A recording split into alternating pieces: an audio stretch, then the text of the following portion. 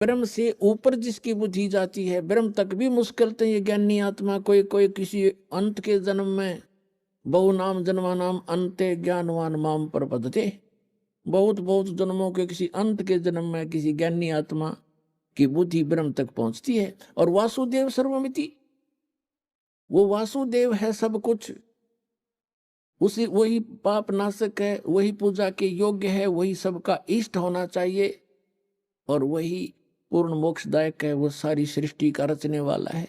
ये बताने वाला महात्मा तो सुदुर्लभ है, बड़ी मुश्किल से मिलेगा। अपने आत्माओं, ये गीता और वेद कोई बालकों के लेख थोड़े ही थे। ये ऋषि महर्षि शर्मार के चले गए, इनको कख नहीं पता चला। सूक्ष्म वेद में परमात्मा ने स्वयं आकर बताया है कि 9 मन सूत उलझिया और ये ऋषि रहे जखमार और सतगुरु ऐसा सुलझा देगा उलझन दूजी बार।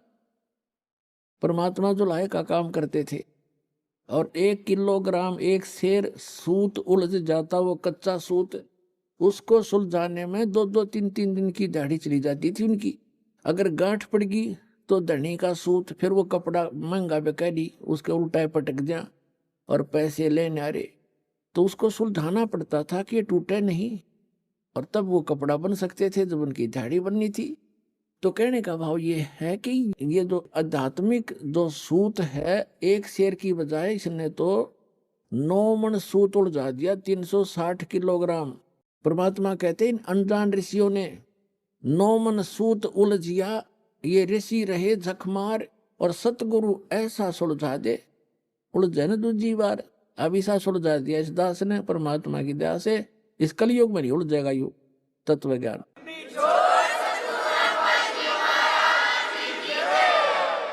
कोई भक्ति करियो चाहे ना करियो, वो अलग बात, उसके भाग्य पर डिपेंड करेगी। अब जैसे कहा कि वासुदेव सर्वमिति, वासुदेव का अर्थ श्री कृष्ण नहीं है।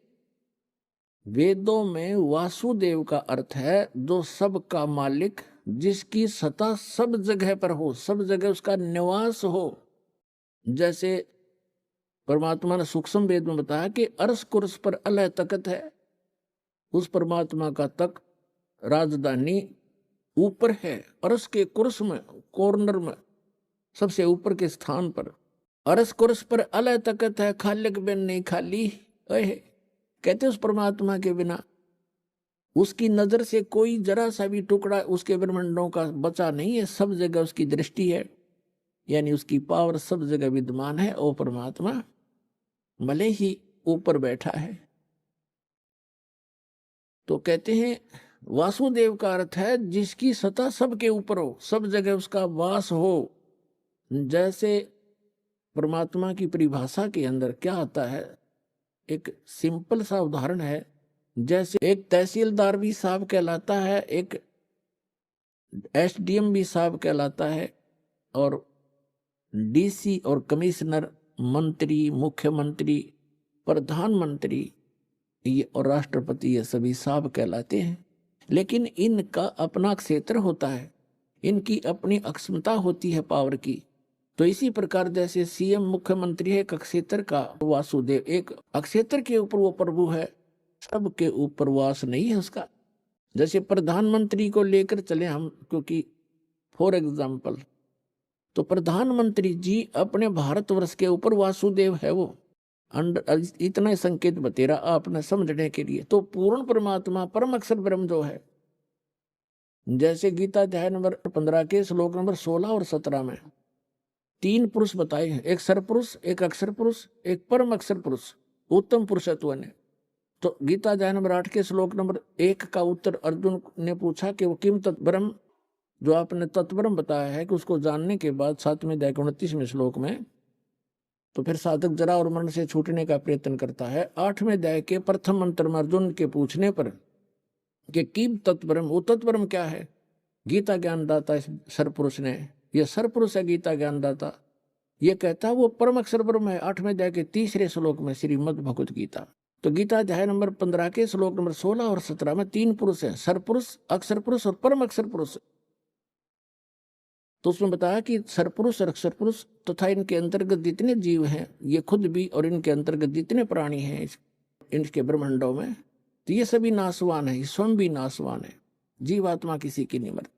तो सरपुरुष 21 ब्रह्मांड का स्वामी है, वो वासुदेव नहीं है, ब्रह्म। और श्री कृष्ण केवल एक विभाग का मंत्री है, सतोगुण विभाग के मंत्री हैं एक ब्रह्मांड के अंदर। वो केवल अपने विभाग में ही प्रभु है, वो पूरे ब्रह्मांड में भी स्वामी नहीं है। जैसे एक विभाग का मंत्री होता स्टेट में, वो अपने विभाग पर ही मालिक है, दूसरे विभाग में वो इंटरफेरेंस नहीं कर सकता। इसी प्रकार काल भगवान जो है ये एक ब्रह्मांड में एज ए चीफ मिनिस्टर समझ लो, और इसके ऐसे ऐसे 21 ब्रह्मांड है, सब में एक जैसे रोल करता है। तो ये 21 ब्रह्मांड में प्रभु है, ये सर्वव्यापक नहीं है, सबके ऊपर प्रभु यानी वासुदेव नहीं है। जो अक्षर पुरुष और 7 संघ ब्रह्मांड का स्वामी है, प्रभु है, वो वासुदेव नहीं है, सब जगह उसकी प्रभुता नहीं है। और वो परम अक्षर ब्रह्म है, वो कंप्लीट गॉड है, उसका ओवरऑल कंट्रोलर है, उसका सभी असंख्य ब्रह्मांडों पे इंक्लूडिंग सरपुरुष और अक्षर पुरुष, इनके ऊपर भी उसकी प्रभुता है, वो है वासुदेव।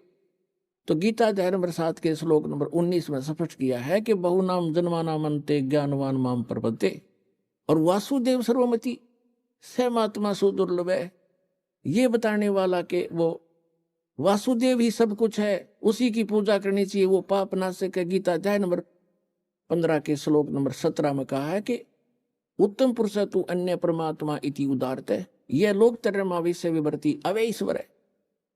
उत्तम पुरुष तो इन दोनों से, सरपुरुष अक्षर पुरुष से वो श्रेष्ठ भगवान परम अक्षर परम तो कोई और है, और वो वही भगवान कहलाता है। और तीनों लोकों में प्रवेश करके सबका धारण पोषण, सबका वही पालक है। जैसे गीता अध्याय नंबर 15 के श्लोक नंबर 1 से 4 में स्पष्ट किया है कि ऊपर को लटका हुआ संसार रूपी वृक्ष है, और उसका तना तो समझो अक्षर पुरुष, उसकी मोटी डार सरपुरुष, और 3 शाखा है, ये तीनों देवता रजगुण ब्रह्मा सतगुण विष्णु तमगुण शिव जी, और 5 रूप संसार।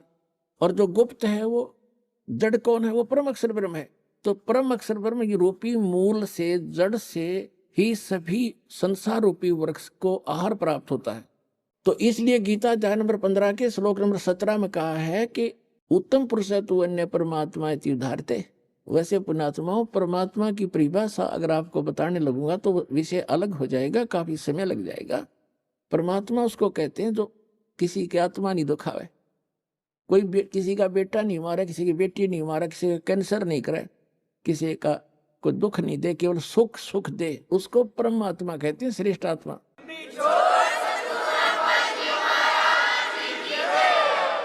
और हम उस परमात्मा को ना समझकर इस काल को परमात्मा कहने लगे। अरे किसी का बेटा मर गया, किसी की बेटी मर गई, किसी का बाप मर गया, किसी की माँ मर गई, कुणबा का कुणबा घाणी, कैंसर से पीड़ित हाहाकार मच रहा है। ये परमात्मा का लोक है, परमात्मा का लोक सतलोक है, जहाँ दुख नाम की चीज नहीं। तो गीता अध्याय नंबर 15 के श्लोक नंबर 17 में स्पष्ट किया है कि उत्तम पुरुष तो इन दोनों से अलग है, वो श्रेष्ठ भगवान पुरुषोत्तम, और जिसको परमात्मा कहा जाता है। और ये लोक तरम अवश्य विवर्ती अवय ईश्वर है, जिस दो तीनों लोकों में प्रवेश करके सबका पालन करता है, वो है वो अविनाशी भगवान। तो कहते गीता अध्याय नंबर 7 के श्लोक नंबर 19 को, पुण्यात्माओं ये कंसेप्ट क्लियर करने के लिए 2 घंटे का सत्संग करना पड़ा, पहले भूमिका बनाने के लिए, ताकि आप बच्चों की बुद्धि वहां तक पहुंच सके। दास के बताना चाहे आपके ऊपर कैसे रहम हुआ है परमात्मा का, आपको शिक्षित किया। अगर अशिक्षित होते तो आप मेरा पत्थर मारते, ये क्या कह रहा है। कुछ दिनों के बाद देखियो दास को पलकों पे बिठाएगी ये पूरा संसार।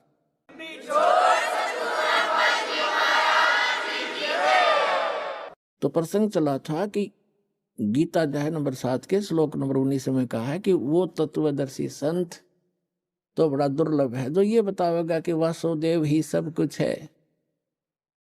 अपना आत्मा पंजाब का रहने वाला था, एक किसान था बहुत बड़ा, राम राय नाम था उसका, 800-900 बीघा जमीन थी, किसान था, सिख था। पहले ये सिख थे, सिख का यानी अपने हिंदुओं से ही अलग से, जैसे आज ये राधा स्वामी वाले कौन है, इसमें सभी जाति के लोग हैं हिंदू ही तकरीबन, या सिख भी हैं। आगे चल के ये धर्म का रूप धारण कर लेगा तो हमारा दुर्भाग्य ही होगा। तो ऐसे ही वो सिख धर्म, सिख माने शिष्य परंपरा से चल रहे थे, उनमें से था। और ये गुरु ग्रंथ साहिब की वाणी से वो काफी प्रभावित तो हैं सिख धर्म के, पंजाब के व्यक्ति। तो गरीबदास साहिब जी आए हुए थे, उस परमात्मा को प्राप्त कर चुके थे, भगवान उनको मिले थे, सचखंड लेकर गए थे, वापस छोड़ा था। और परमात्मा कबीर जी ने उनके अंतःकरण में ये अनमोल तत्व ज्ञान फीड कर दिया था। वो तत्व ज्ञान उन्होंने गरीबदास जी की वाणी रूप में दास के पास उपलब्ध है। तो उनका गरीबदास जी का शिष्य लुधियाना के पास एक वासियर गांव है, वासियर, उसके बाहर बनी में सफर कर पैदल चला करते थे और वहां नहा धो के कुएं पे किसी जल पे तालाब पे बैठ गया। सुबह सुबह नित्यनेम कर रहा था, ऊंची स्वर में ब्रह्मवेदी बोल रहा था। और वो सिख राम राय जी सुबह सुबह सैर सपट्टे को गया तो वाणी के बड़े मर्मज्ञ हैं, बड़ी प्यारी लगती है वाणी। उन्होंने देखा भी बड़ी गजब की वाणी किसकी है, तो खींच रही आत्मा को, उसके पास जाकर बैठ गया। जब उस भक्त ने अपना नित्य नियम कर लिया तब उससे कहा कि महाराज जी, ए भक्त, ये वाणी किसकी है? उन्होंने बताया कि ये मेरे गुरुदेव की वाणी है। तो राम राय ने पूछा, वो संत अभी शरीर में है या शरीर छोड़ के? उन्होंने बताया भी शरीर में है। पूरा पता ले लिया उसने, राम राय ने, कि एड्रेस बता मुझे, इस महापुरुष के दर्शन करूंगा। तो वहां से चल पड़ा, छुडानी पहुंच गया लुधियाना से। अब गांव में गरीबदास जी कैसे थे, किसान के घर जन्म था, जाट थे, 2500 बीघा जमीन थी, लगभग 1400 एकड़ वर्तमान की, और खूब पैसे वाले थे। और लेकिन खेत में अपना हाथ से काम करते थे, खेतों पशुओं का चारा भी स्वयं लाते थे, क्योंकि महापुरुषों में अभिमान नहीं होता, ना धन का, ना तन का, ना किसी संतान का। राम राय जी सुबह सुबह पहुंचे छोड़ानी गांव में, थोड़े से घर थे, कुछ बाहर के व्यक्ति भी आ जाते थे गरीबदास जी के दर्शन और प्रवचन सुनने के लिए, 10-20 मिनट बैठ जाते थे, 2-4, 5-4 उनके शिष्य। तो जब वो घर पे पहुंचा गरीबदास जी के घर पे, तो गरीबदास जी घर पे नहीं थे, वो खेतों में गए हुए थे, अपना घूमने जाते थे सुबह सुबह। वो जा लिया सुबह ब्रह्म मुहूर्त में। तो उन्होंने पूछा, वहां पे गरीबदास जी हैं? वहां बैठे हुए गांव के व्यक्तियों ने और एक आध दूसरे गांव से आकर बैठा था, उनने सब ने मिलकर कहा कि महाराज जी तो भाई घूमने गए हैं, आ जाओ बैठ जाओ आप। तो उसने सोचा भाई महात्मा का दर्शन करके अनहार करूंगा, इतनी दूर से आया हूं, और ऐसे महापुरुष की ऐसी वाणी, तो वो खुद कैसे होंगे जिनकी अमृत वाणी ऐसी है। इस बात से प्रेरित होकर उसने कहा, मुझे ये बता दो वो किस साइड में गए हैं। गांव वालों ने कहा, भाई इधर जाया करते हैं घूमने, और कितनी देर में आ जाएंगे? वहां बैठे व्यक्तियों ने कहा, भाई वो तो उनके मूड की बात है, आवत है अभी आ जा, ना तो भाई दोपहर 10-11-12 बजा दे। तो उसने सोचा इतनी देर क्यों वाट इंतजार करी, उनसे पूछ कर पता करके कौन सी दिशा में, एक रास्ता बता दिया उन्होंने कि इस रास्ते पर चले जाओ, आगे ऐसे ऐसे एक झोपड़ी, एक रहट मिलेगा, और वहां उस झोपड़ी में मिल सकते हैं आप।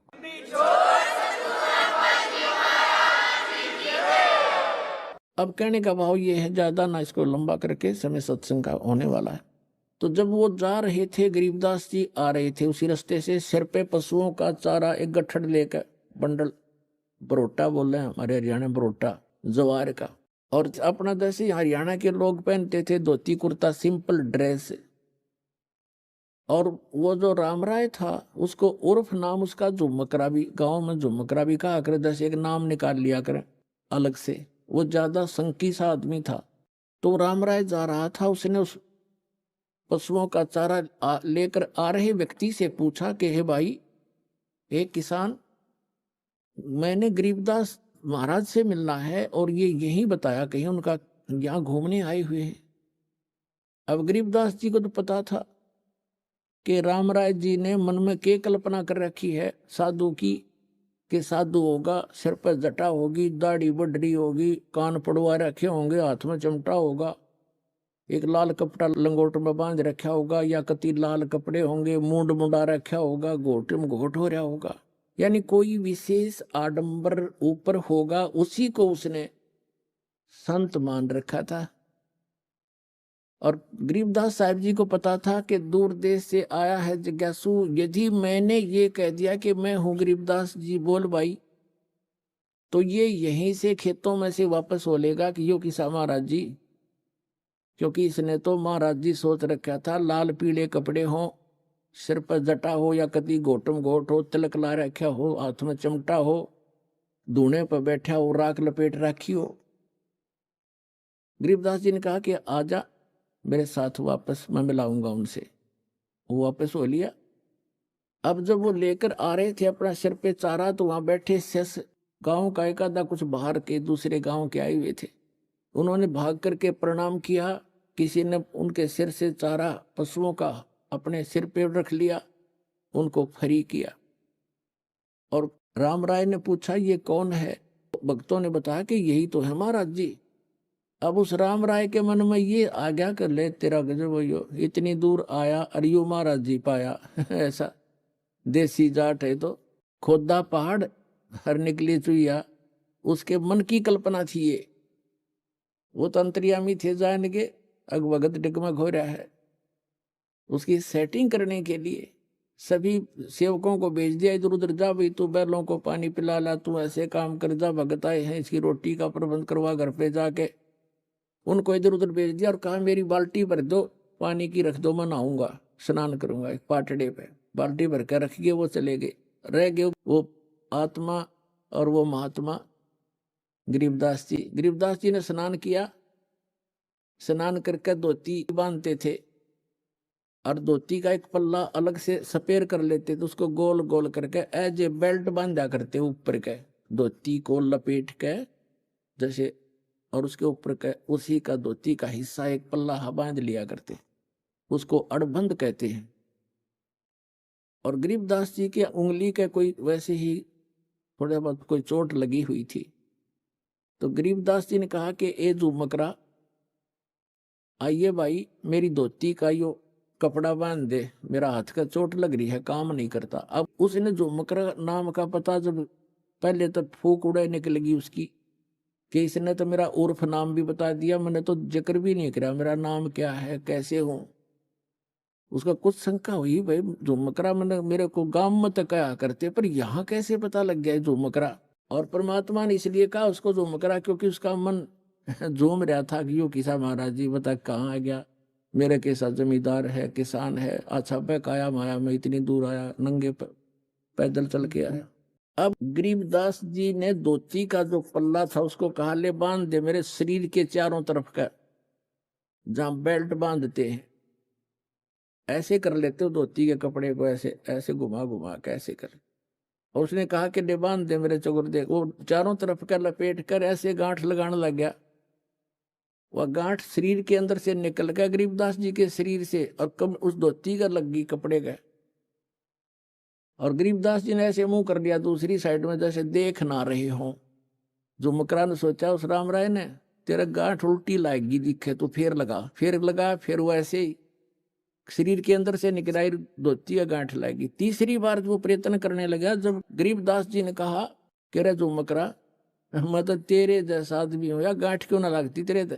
जब उसने ऊपर को देखा उनके मुंह की तरफ, क्योंकि राम राय जी विष्णु जी के पुजारी थे, भले ही वो शिष्य थे सिख थे।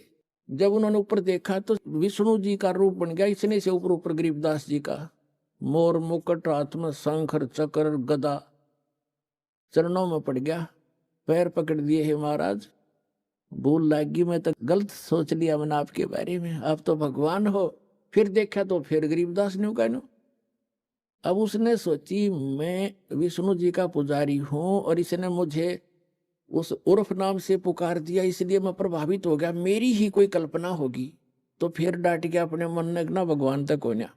फिर वो बैठ गया, कोई शक्ति है जरूर जिसके ऊपर मैंने कुछ देखा है, और इसके शरीर से धोती अंदर से शरीर से निकल गई।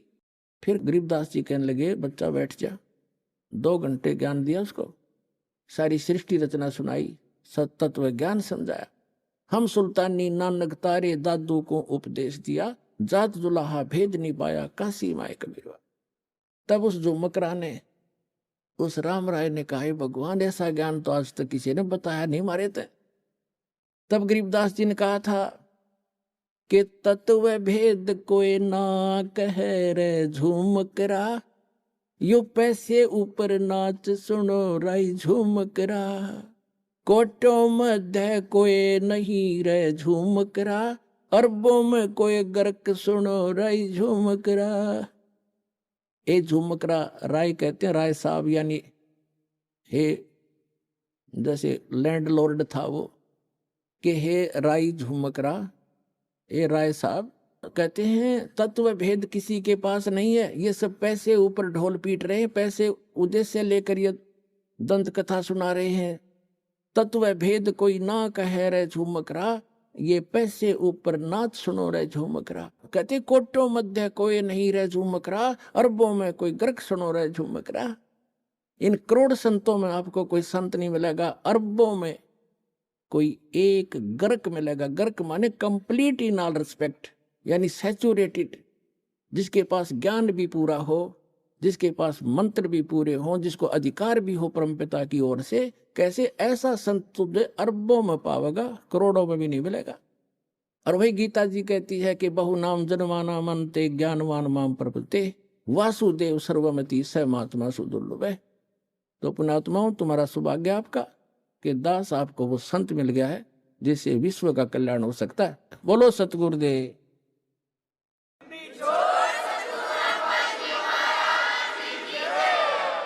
आज 3 दिन का जो समागम समापन हुआ है, ये उस उपलक्ष्य में था कि इस फाल्गुन की अमावस्या के दिन, 17 फरवरी थी उस दिन, और अमावस्या थी 1988 में। दास को पूज्य गुरुदेव मिले थे, मेरा जीवन सफल हुआ था, आध्यात्मिक जन्म हुआ था दास का। और अमावस्या से नेक्स्ट डे, उस दिन परमात्मा स्वयं आकर के, वो परम पिता परम अक्षर ब्रह्म कबीर साहब ने आकर कहा था, बेटा भक्ति शुरू कर दे, मैं तेरे साथ रहूंगा। तो ये दोनों दिन इकट्ठे हैं। और पुण्यात्माओं, अपना कल्याण कराओ। बहुत ही पुण्यकर्मी प्राणी को मानव शरीर प्राप्त होता है, और उससे भी पुण्यकर्मी वो मानव शरीरधारी प्राणी है जिसके अंदर परमात्मा की प्रेरणा बनी हुई है। और उससे भी पुण्यकर्मी वो प्राणी है जिसको सतगुरु मिल जाते हैं। जैसे एक इंग्लिश वर्ड है, गुड बेटर बेस्ट। तो वो बेस्ट क्वालिटी के भक्त हैं जिनको मनुष्य शरीर के अंदर सतगुरु प्राप्त हो जाते हैं। तो आप वो पुण्यात्मा हैं उस बेस्ट क्वालिटी के। आप जी को परमात्मा ने दया करके सतगुरु मिला दिए। कहते हैं जिस दिन सतगुरु भेंटियो, सो दिन लेख जाने, बाकी समय व्यर्थ गयो, बिना गुरु के ज्ञान। परमेश्वर कबीर जी यथार्थ भक्ति मार्ग को स्वयं ही बताने के लिए इस धरातल पर आते हैं, क्योंकि परमात्मा के ज्ञान को परमात्मा ही बता सकता है। जीव की संज्ञा नहीं है कि वो उसकी बुद्धि वहां तक पहुंच सके। तो पुण्यात्माओं, परमात्मा ने दया करी है, वो प्रत्येक युग में आते हैं, ये ज्ञान सुनाते हैं। कहते हैं मानुष जन्म पाय कर, जो नहीं रटे हरि नाम, जैसे कुआ जल बिना, बनवाया क्या काम। जिस प्रकार कितना ही सुंदर कुआ हो, उसमें जल ना हो, बढ़िया उसका स्ट्रक्चर बना रखा हो, उसके ऊपर अच्छी छतरी लगा रखी हो, और जल उसके अंदर है नहीं, उसका नाम भले ही कूप है, कुआ है, लेकिन गुण कुएं के नहीं है। ठीक इसी प्रकार मानव शरीर प्राप्त प्राणी यदि परमात्मा की भक्ति नहीं करते हैं तो वो ऐसे हैं जैसे जल रहित कुआ होता है। फिर परमात्मा बताते हैं मानुष जन्म दुर्लभ है, ये मिले न बारंबार, जैसे तरुवर से पत्ता टूट गिरे वो बोर न लगता डर। साथी हमारे चले गए हम भी चालन हारे, कोई कागज में बाकी रह रही तात लगी है वार। वो पृथ्वीपति चकवे गए जिनके चक्र चलंत, रावण सरीखे कौन गिने भाई ऐसे गए अनंत। मर्द गर्द में मिल गए वो रावण से रणधीर, कंस के सी चाणोर से भाई हरना कुश बलवीर। तेरी क्या बुनियाद है तू जीव जन्म धर लेत, गरीब दास भगवान की भक्ति बिन तेरा खाली रह गया खेत। अपने आत्माओं परमात्मा ने आके जानकारी दी है कि आप ये सोचकर गलती करते रहते हो कि हम अभी बहुत दिन तक संसार में रहेंगे, क्योंकि जो 10-20 वर्ष के बालक हैं उनकी तो स्वाभाविक वृत्ति है कि अभी मृत्यु होगी नहीं, और जो 50-40 वर्ष के हो गए हैं वो भी सोच रहे हैं अभी 100 वर्ष तक तो जीवित रहते ही हैं, 60-70-75 तक तो जीवित रहते ही हैं। जो 70-75 और 80 तक पहुंच गए हैं वो भी ये सोचकर जी रहे हैं कि अभी नहीं मरेंगे, क्योंकि मानव की आयु 100 से भी ऊपर तक भी हो जाती है। लेकिन हमारी बुद्धि उस समय काम करना बंद कर देती है, एक्सीडेंट हो जाता है। 10 वर्ष के बालक, 20 वर्ष के बच्चे, 30 वर्ष के, 40 वर्ष के, 50 वर्ष के, या किसी बीमारी के कारण, रोग के कारण भी मृत्यु हो जाती है।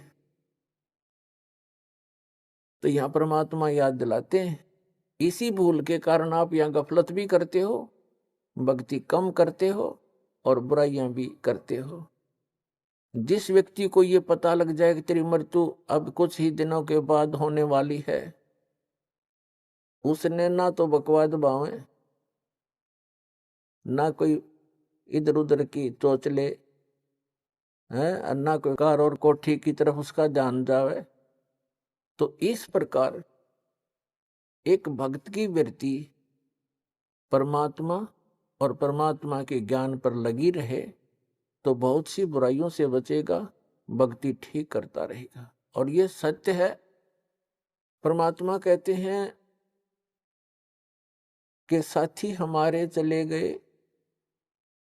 और अपने ऊपर ही उदाहरण दे रहे हैं परमात्मा कबीर भगवान के, साथी हमारे चले गए और हम भी चालनहार, कोई कागज में बाकी रह रही तात लागरी वार। पुणात्माओं, आप बहुत से उदाहरण देखते हो, प्रत्येक को पता है इस बात का कि एक फलाना व्यक्ति था, पूरा उसका संपन्न परिवार था, और अभी आयु भी 50 वर्ष की भी नहीं हुई थी, मृत्यु होगी, और उसकी उमंगें पता नहीं कितनी होंगी, ये करूंगा वो करूंगा, अभी ये करना शेष है, ये करना शेष है। एक मुख्यमंत्री आंध्र प्रदेश का, एक मुख्यमंत्री अरुणाचल प्रदेश के, और एक पूरा का पूरा कैबिनेट यानी पूरा मंत्रिमंडल जिसमें 95 मंत्री और MP थे, पोलैंड देश के, अपने जहाज से जा रहे थे, कोई हेलीकॉप्टर से जा रहा था और दुर्घटनाग्रस्त हो गए। उनकी कितनी आशाएं थी, उन्होंने पता नहीं कहां कहां पार्टियां अटेंड करनी थी, उनके स्वागत के लिए बहुत से उनके मित्र हार लिए खड़े थे गले में डालने के लिए, और उनके गले की हार फिर मौत बन गई। तो यहां परमात्मा कबीर जी कहते हैं, मौत भूल गया बावड़े तन अचरज किया कौन, वो जाने का दिन तू भूल चुका है। मौत विसारी बावरे अतरज किया कौन, और ये तन माटी में मिल जाएगा जो आटे में लौन। तो पुण्यात्मा परमात्मा हमें याद दिलाते हैं कि साथी हमारे चले गए, आपके बहुत से मित्र या कोई रिश्तेदार या वैसे देखने में आते हैं, वो सब जा रहे हैं, तो आप भी जाने वाले हो। कबीर साहब कहते हैं आप भी जाने वाले हो, कोई कागज में बाकी रह रही है, यानी कोई शेष आयु है आपकी, और जिस दिन वो कागज पूर्ति हो जाएगी, यानी आपका आयु का समय पूरा हो जाएगा, तो तुरंत चले जाओगे, चाहे कितना ही आवश्यक कार्य आपका शेष रह गया हो। क्योंकि जिसको आपने अति आवश्यक कार्य मान रखा है, उसके अतिरिक्त एक आवश्यक कार्य है परमात्मा की भक्ति, सेवा, सिमरन, गुरु की तलाश। वो आप नहीं करते हो तो परमात्मा आपके इन अनिवार्य कार्यों को महत्व नहीं देते। क्योंकि आपके जो प्रारब्ध में यानी किस्मत में, प्रारब्ध माने किस्मत, आपकी किस्मत में जो लिखा है आपको वही मिलेगा, चाहे चोरी कर लो, चाहे मिलावट कर लो, चाहे झूठ बोल लो, वो कर्म बिगड़ेंगे, मिलना उतना ही है। यदि आपने 2 नंबर का काम करके, झूठ बोल के, चोरी करके, रिश्वतखोरी करके, मिलावट करके धन इकट्ठा कर भी लिया, वो आपके पास नहीं रहेगा, वो तो जाएगा, कारण कुछ भी बनेगा, लेकिन आपके पल्ले फिर वो पाप पाप रह जाएंगे। जो आपने उस धन को एकत्रित करने के लिए जो पाप इकट्ठे किए, झूठ बोली, चोरी करी, रिश्वत लिया, मिलावट की, तो वो पाप पाप आपके पास रह जाएंगे, धन नहीं रहेगा। एक व्यक्ति ने लुटपुट के अपनी आत्म कथा बताई कि मेरा एक इकलौता पुत्र था, उसकी तबीयत ढीली रहने लगी, अस्वस्थ रहने लगा, उसका बहुत इलाज करवाया, झाड़े झपटों वालों के पास भी गए, जंतर मंत्र करवाए, देवी देवता पूजे, लोकल डॉक्टरों से, अपने शहर के डॉक्टरों से भी खूब इलाज कराया। अंत में पता चला कि उसके दोनों गुर्दे फेल हो गए, खत्म हो गए। उसके लिए कहीं ना कहीं से गुर्दे का अरेंजमेंट किया। आज से लगभग 25-30 वर्ष पहले की बात है। उसमें उसके कहते हैं जो किडनी ट्रांसप्लांट में लगभग 3.5 लाख रुपए लगे।